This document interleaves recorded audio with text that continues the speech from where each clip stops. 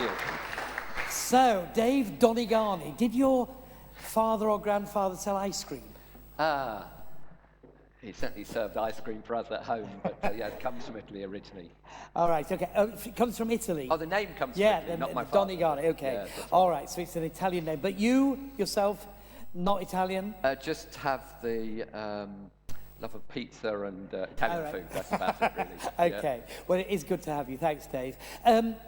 Tell us a bit about your background, because it was a bit unusual. Where you were brought up was not straightforward, was it? No, that's right. As a youngster, we did live in this country to start with, but eventually I went off to boarding school at the age of 8 because my father was working overseas. So we lived in Tunisia in North Africa. So I went to school over here, and for 3 holidays a year used to head off to the Mediterranean, which was rather nice. Very nice. So yes. 4 years over in Tunisia, North Africa, and then 3 years over in the States, living just north of New York. So again, going backwards and forwards to school over here and those holidays in those different places. But your passport is British or European these My days? passport is British. Okay. Yes. Just, again, trying to understand your family, did you have brothers and sisters? Yep, that's right. I'm the youngest of 3, so an older brother and an older sister. And was it a church-going family? No, although we were sent across the road to the Sunday school across the road. Sent to the Was church that across the road. Was that for your parents to have some peace and quiet, do you think? Probably, Okay. but I think in that day and age, 50-odd years ago, a lot of children went on to Sunday school And if you went to boarding school, presumably there were chapel services and things like this? Yep, that's right. School assembly every day, chapel services on a Sunday or down in the town at the local church. Did that interest you, or did it switch you off Christian things? I wasn't interested. We used to time the message on a Sunday, and the headmaster went up in our estimation when he spoke for just 8 minutes. Okay. Because sometimes it was longer. So it was more timing than taking on yes, board what yeah. he was saying. All right. So that's you. Now, eventually you went to university. Yes, that's right. What did you go to study? Went off to Leicester University in the Midlands to study engineering. With the view to what? Being an engineer. Okay, right, Yeah. fair enough. All right. And it was at university, Dave, I know, that you became a Christian. So just tell us what happened. Well, I'd gone off to university, enjoyed my school years at boarding school, and I often say I was on the right side of authority. Didn't seem to get into trouble too much, and enjoyed the school, and was very good at sport, and enjoyed those years growing up with the people I did, knew them well. I then went off to university and thought, well, I'm away from the restraints of boarding school, as it were, and now I can go off to university. But then I remember my first term, going to the bars as students did, and going to different parties and so on, and just thinking, this is empty. This is, what's this all about? I didn't know the people there as well as I knew people at school, and I just struggled through that first term, doing a little bit of work, studies, but just doing all those things that other students do as well, and didn't particularly enjoy it. But it was during that first term that I met Christians. If you'd asked me at that time, I'd said, well, I'm a Christian, I live in this country, but I never really thought about it for myself. But I met people who called themselves Christians, and there's something different about them. And it was really through their lives that I began to think that there's something different about these people. They've got something that I haven't got. And then, second term at university, they invited me along to some meetings the Christian Union were putting on, a little bit like this. And it was there that I first listened to what the speaker was saying, and really first started to think about who is this Jesus and why had he come. I'd heard about him before from Sunday school and at school, but never really engaged with it or thought about it. But was challenged to think, who is this Jesus and why has he come? Okay, and when did do you remember the day when you actually you made a commitment, you trusted Christ? I do remember that day. It was the day after my birthday, and I'd been along to this meeting in the evening and heard the speaker speaking again, and the room I was in a big old house. It was a fantastic halls of residence, old house, and there were 3 of us in the room, a big room, and being my birthday, I invited a lot of people around. And late into that night, there was people were just talking. There's some who were Christians there, and some who weren't. I wasn't. But I remember lying on my bed, listening to this conversation going on between these who I knew who were Christians and those who weren't. And I remember thinking, and I wouldn't say this to anyone now, but I remember thinking that tomorrow I need to do something about this. I would say today's the day to do something about it, but tomorrow I need to do something about this. And I went and talked with someone that next day and further about who is this Jesus, and realized that, yes, he's God become man, that he had come to this world, Christmas, born as a baby, grew up, he'd come to this world, but not just to live, but to die, to lay down his life. And the reason he did that was for sinners. That's a word that I knew, but I realized that's what I was, someone who had done wrong before God and deserved his judgment, but realized that this Jesus had gone to the cross to take the punishment I deserved so I could be forgiven. And I remember that next day, the 25th of January 1979, I can't remember the day, that I prayed and asked Christ to come in and forgive me and change me and give me a new start. Okay, so how old were you then? Day after my 19th birthday. Okay, so Yep, you were 19 and a day. Okay. Yeah. Now, your wife-to-be, you met at university as well. That's right, yes. She became a Christian at university? She had become a Christian. I'd met her during that first year. I remember we met on the way to the Chinese takeaway. And, very good place to go, yes. And we knew each other during that first year, but she had become a Christian over the Christmas holidays through the girl she was sharing a room with. She had become a Christian before me, but it was the end of that year that we started courting. And she was doing medicine, she became a doctor. All right, so you eventually got married, a Christian couple. Now, if I'd been able to chat with you, say, on your wedding day... which you might have done. I might have done, yes. I was at their wedding, that's why. In fact, I preached at your wedding. You did, that's right. Do you remember what it was on? Will you go with this man? Yeah, okay, it was, yes. All right. So, but Dave, if I did and said, what are your aims? You're a Christian couple, you're getting married, you're setting up a Christian home, Christian family. What are your aims for the future as a couple and a family? What would you have said? I think we'd have probably said, well, I'm working and we'll continue working and probably have a family and we want to be involved with the church and we want to serve the Lord, those sort of things. And presumably you expected eventually children would come along and, a normal sort of family. Yep. Now, children did come. Yep. How many? 4. 4. Girls, boys? 2 girls and 2 boys. So at one time we had 4 under the age of 4.5. Right, okay, and they came individually. They didn't come as twins or quads. Coming, that's they right, kept coming, yes. okay.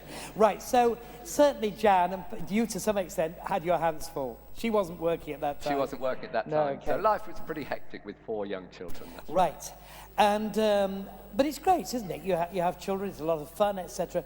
But then you began to notice all was not quite as you expected. That's right, but it was before that time actually. So we'd had our first, Hannah, and then the second one came along, Amy.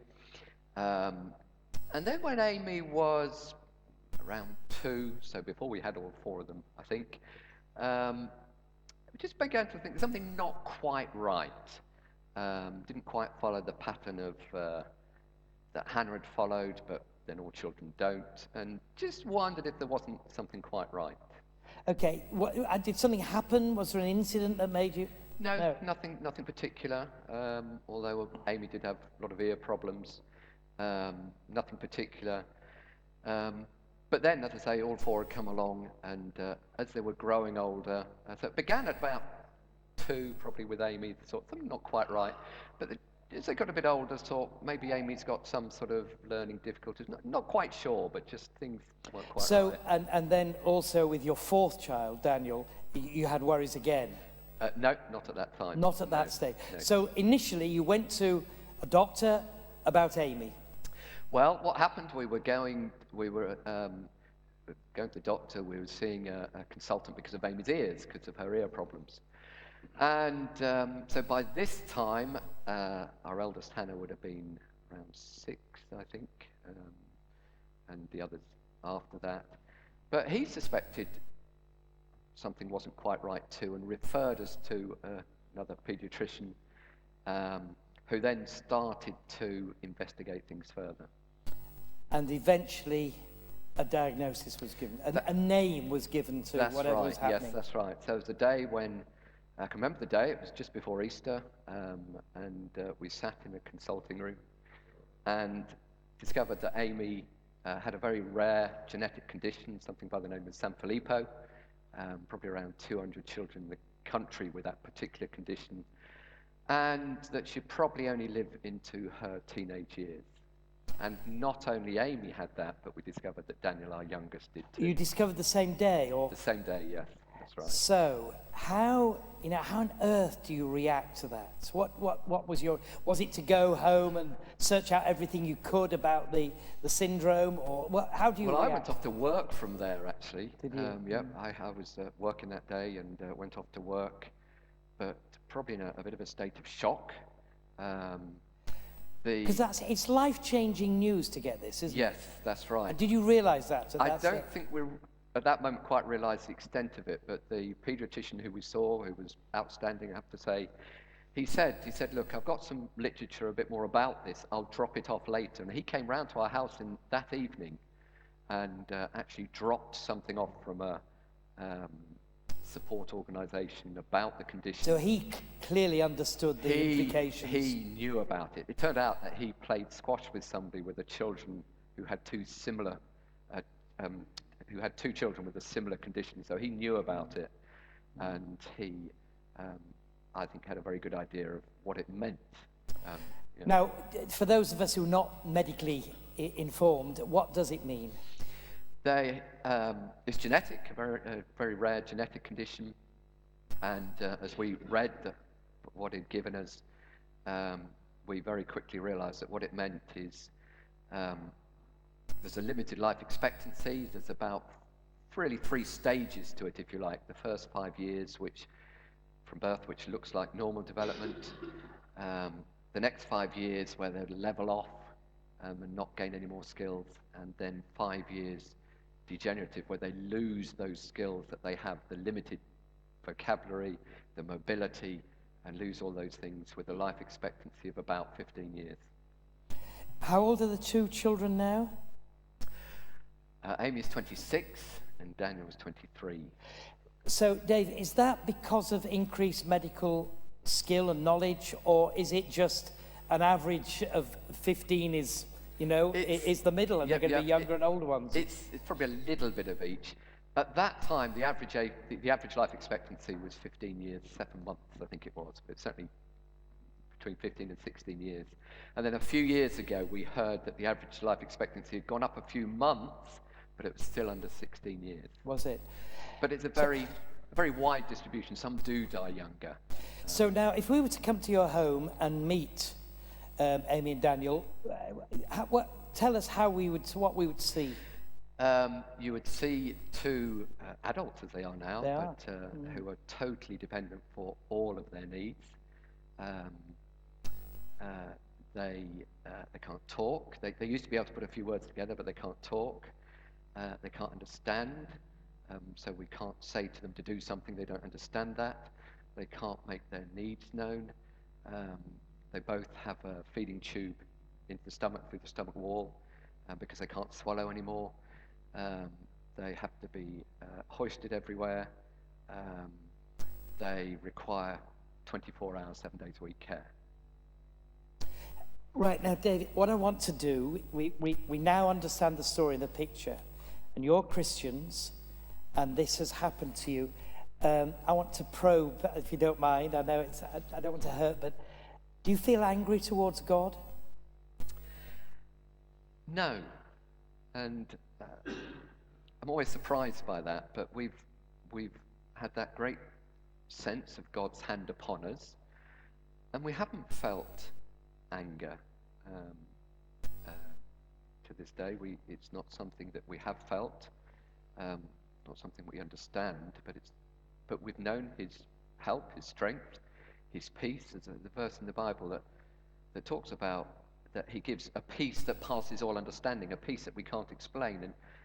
And yes, it's been difficult, and there's sad days and there's tears, but not anger. Has it shaken your faith at all, for either of you, Jan or you, Dave? It hasn't shaken my faith or Jan's faith. I think one of the things that we've realised that just reinforces really is the fact that we live in a world which is broken, a world which isn't what it should be, and we realise we're not the only ones going through such a situation, and there might be others here tonight in similar situations, but yet it is a world which is broken, and things aren't all as they should be, but God is good, and he does help, and that's been our experience. I can't remember exactly what your question was, actually. But Well, has it shaken your faith at all? right, no, it hasn't. It hasn't. Just this great sense of God is in control, he can be trusted, he is good, and we know the best is yet to come as well, so... All right. There must be times, you know, as you said, 24-hour care. Now, I'm sure there are carers who come in and help, but actually, the brunt of the care is for you and Jan, isn't it? That's right. And for many years, we were doing it all. Jan was doing most of it. For many years, we didn't have the extra help and care. And when you say 24-hour care, can you go to sleep at night? Can you go to bed at night and just assume everything's going to be all right with Daniel and Amy? We can do that now because we have a carer who comes every night, different carers each night, 7 days a week. And they sit and... 10 o'clock at night to 9 o'clock in the morning, and they do what's called a waking night. So they're awake, they're with them, they make sure their feeds are all right because they have a pump which operates the feeds through the night, and certain medications they need in the night, and just check on them and keep an eye on them. Do you ever just want to go away and scream and say, God, I just can't cope with any more of this?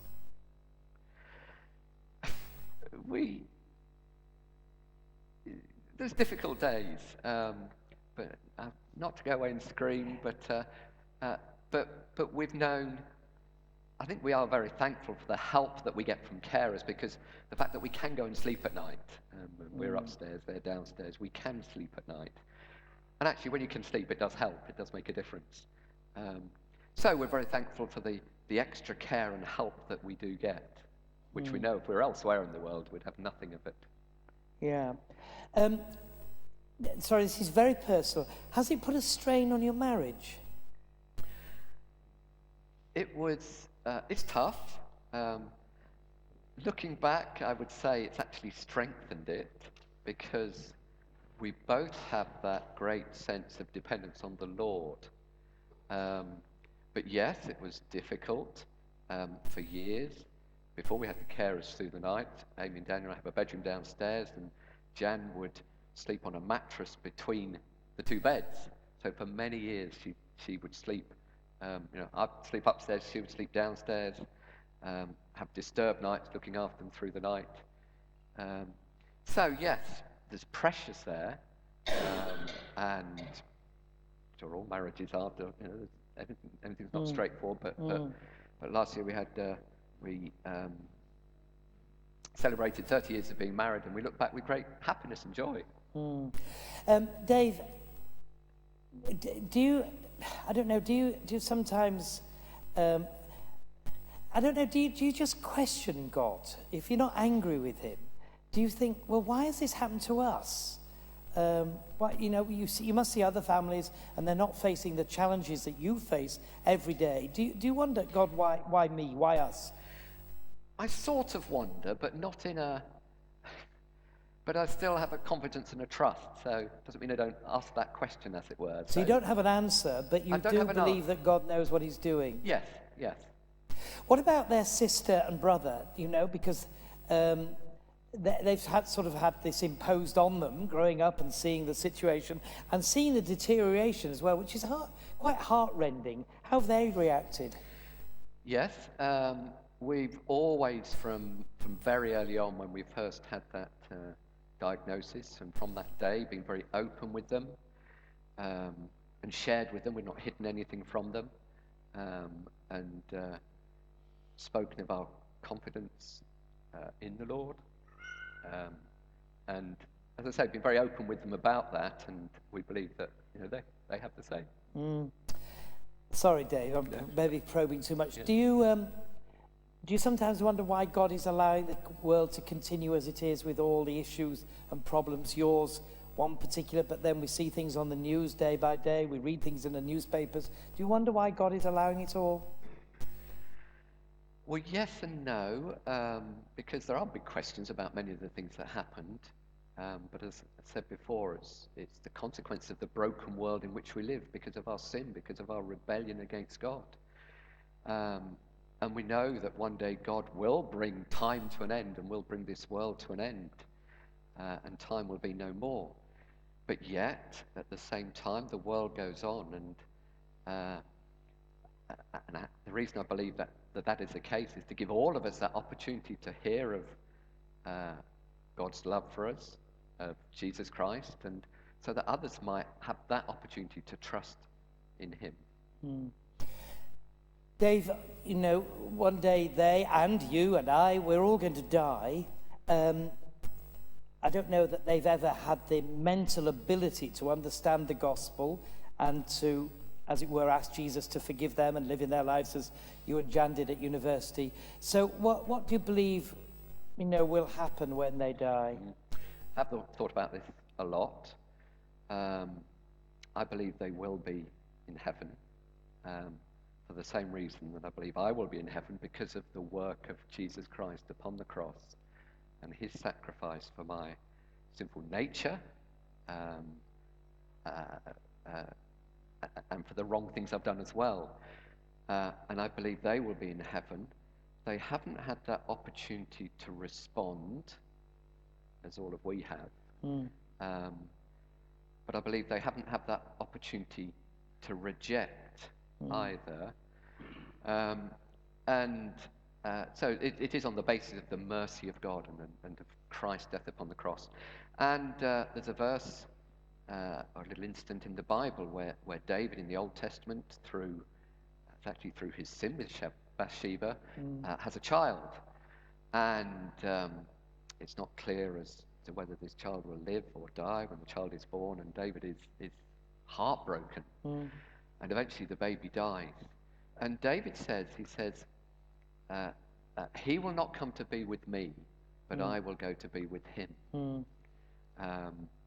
So that's one of the verses which I take great comfort from, but tied up with that, the mercy of God and the character of God and the goodness of God. So if you believe that they're going to go to heaven, does that give you, is it something you dwell on, you sort of, does it stir up hope within you that, all right, this is for a temporary period, 20 odd years, but it is for a period of time, but eventually something more wonderful for them and us. Does that give you hope day by day? It does, very much so. I remember 20 years ago, it was 20 years ago this year that they were diagnosed.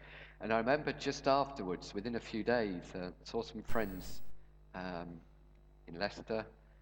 We were up in Loughborough by this time.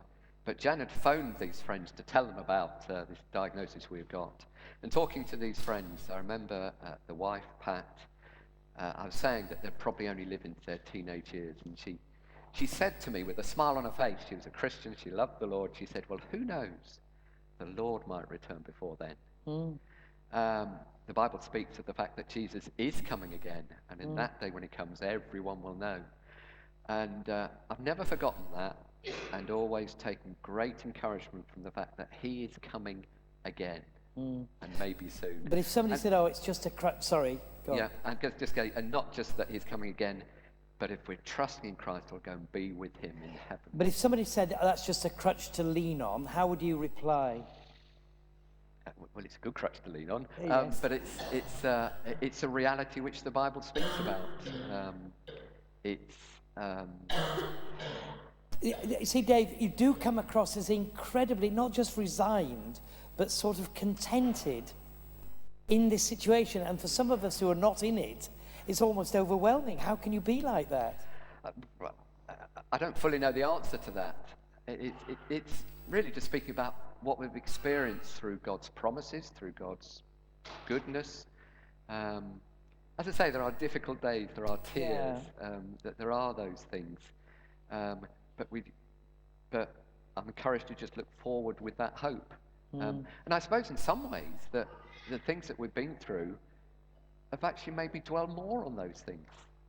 And more on heaven and... On heaven and the great hope that we have, and the great hope that is ours, and just that this world is temporary.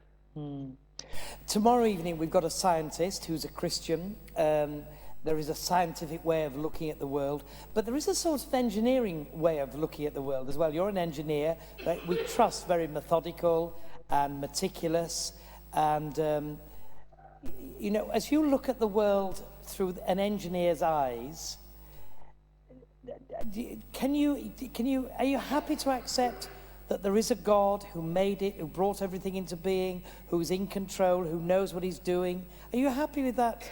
Very happy, outlook? Yes. You're convinced that it doesn't worry you that... No, very confident in but the heavens declare the glory of God, it says. You know, this fantastic creation that we're part of. But not just that, when I read in the Bible of God's love, of what Jesus Christ has done, but the experience of my heart as well. So it's all of those things together. So when you get the cynic who says, you know, Stephen Fry, for example, with that YouTube video about a child with cancer, how can there be a God when this sort of situation? You see similar situations, but come to a very different conclusion. That's right, and know what he said, and know what others have said. You know, how can someone watch a child who's dying and believe in a God of love? And I want to say to them, I do, and I've experienced that love and know that. Dave, you've been very honest. I always feel a little bit guilty about the way I probe, but thank you very, very much. I'm sure, as you said, there will be others with similar situations, and you'll stay around and chat, won't you? Yeah, certainly. Dave, just one go other on, little thing go on that then. comes to mind, just to add a little verse from the Bible which encourages me. A little verse in the Old Testament that says the secret things belong to God. There are things that we don't have answers to. I know in this day and age, mankind, we think we have can find the answer to everything, but there are secret things that belong to him, and we don't have all the answers with Amy and Daniel, but those secret things, they belong to him. He's in control of those things, and we can trust him for those things. That's great. Dave, thank you very, very much. Shall we show our appreciation? Thank you.